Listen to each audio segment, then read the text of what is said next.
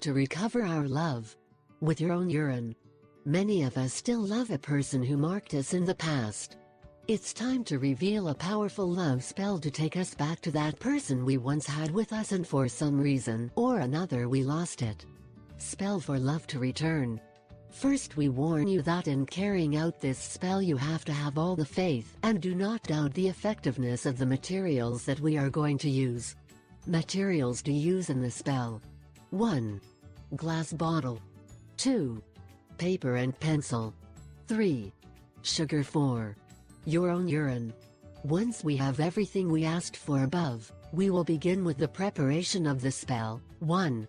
First, we have to write the person's full name on paper. Then we rolled it and put it inside the bottle. 2.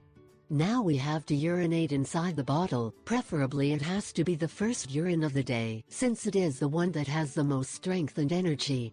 3. Then we put 4 tablespoons of sugar and 6 of honey. 4. Now we close the bottle with great force so that no one can open it. 5. Now we have to find a very important place to hide it, and something that worked for me was to bury it in a place outside the city, where people cannot find it or open it, because if someone opens the bottle the spell will lose all its charm. Important.